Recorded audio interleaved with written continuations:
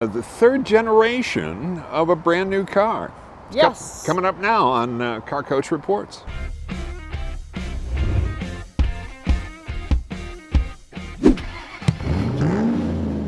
Third generation of the Acura RDX.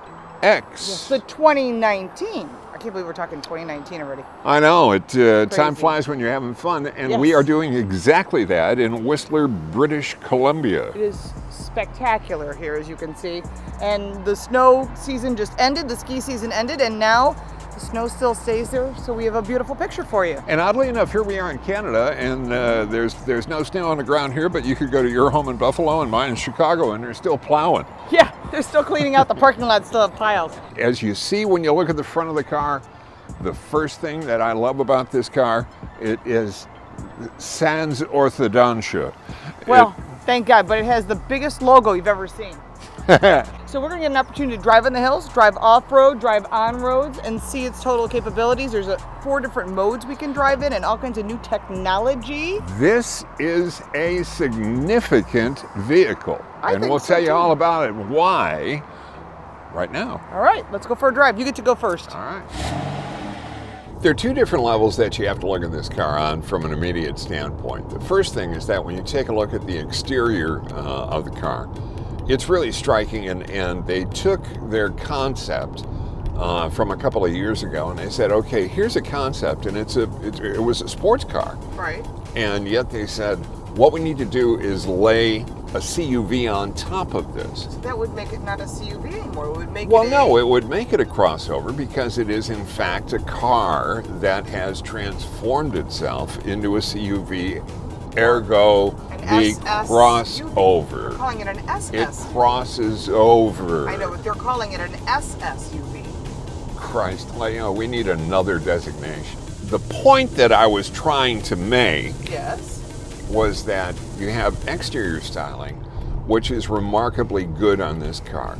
They've kept the overall height the same, got a little bit fatter in the back, the length. Hey, that's I'm trying. I'm working out.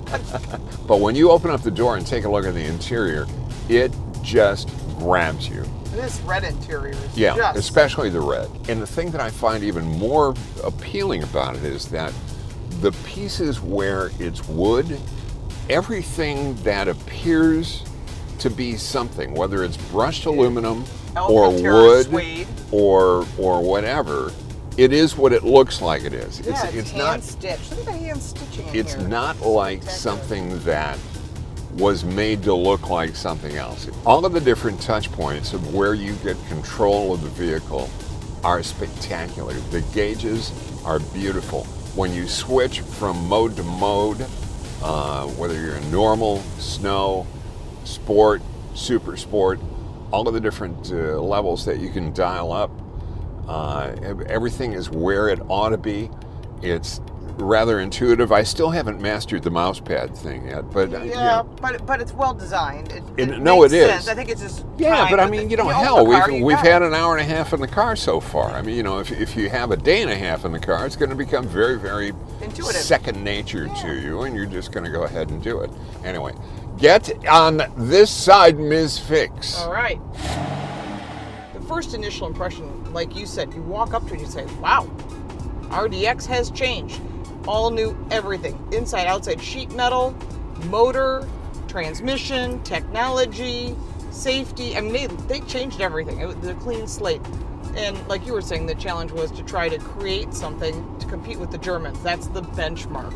So as I always say, I get in a vehicle, first thing is visibility. Huge front windshield, love it. Big side mirrors, good to see. Out the back, typical of an SUV, a little smaller, but that's what you get mirrors for.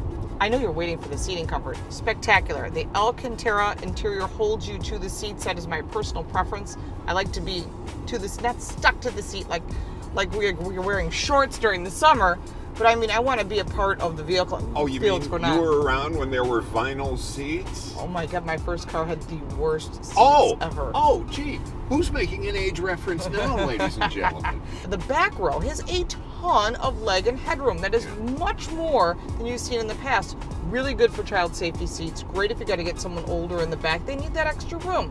Or you've got a bunch of gear with you. So this makes it very family friendly. And the back storage area is quite impressive as well. They were challenged to create storage that was more than just a flat surface. If you lift up the rear floor, there's all this storage. You can put like a backpack in there or your emergency kit, or if you're going somewhere you don't want to take your purse or your wallet, you can just leave it in the back underneath the flat floor. Standard is the panoramic roof, which we have closed right now because we don't want to blow out the picture. I think it's really important to know that all of the lane change departure and the whole list, I got them all down below. I wrote them all out for you.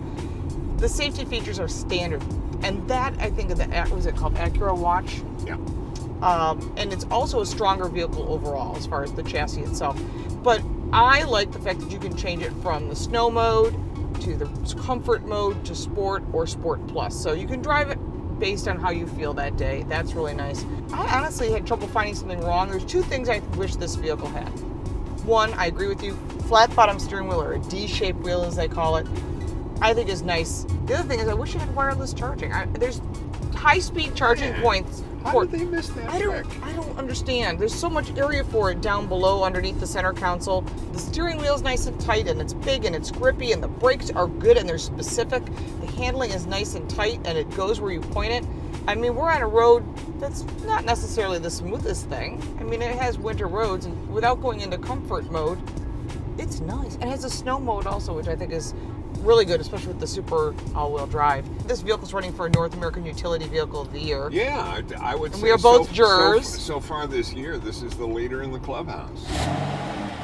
So, L-Fix, I've driven it, you've driven it, I've moved back over into the driver's seat, we've had lunch, we've thought about it. Right, and we still have an off-road portion to do and switch drivers again. Yep, we're going to do all of that. We've got a full day and a half in this car. Oy, such a lot of driving, you but what a beautiful place to be doing it in. Oh my God. Let's talk about the story that we've been teasing now price? for 5 minutes on pricing on this.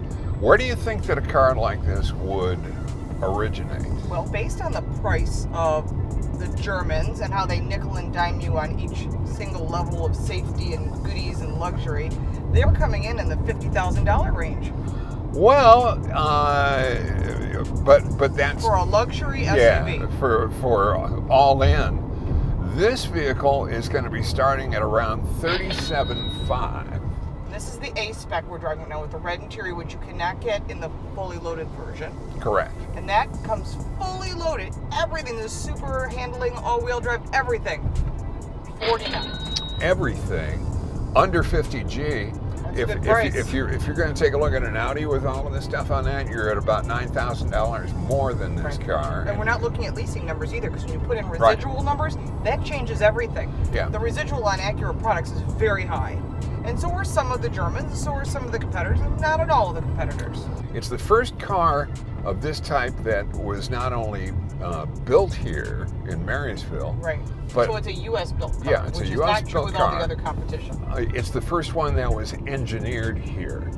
Right. And that's a big difference. All right, you know where to find us. And thank you for your support and the Patreon page and everything's down below. And if you own one, you bought one, you had an old RDX, I love your feedback. We do comment on everybody's stuff. Well, almost everybody. Anyway, thanks so much for watching, and we'll see you next time. Well, I don't know where we're going to be. Spain. We'll see you soon. Bye. Turn this fan down because we're getting Here. going on or something. Okay. All right. Yeah, but you know when we're hitting, Vibration. we're bouncing into the. Or not. All right, if I pull it back. There. I'm trying to get used so you don't have to lean in while you're driving. Oh, I'm okay with that. Ready? Sync? I'm ready to clap again. I feel like a 3-year-old. All right. Well, that's good. If you're happy and you know it, clap your hands. We couldn't have done that twice if we wanted. I know.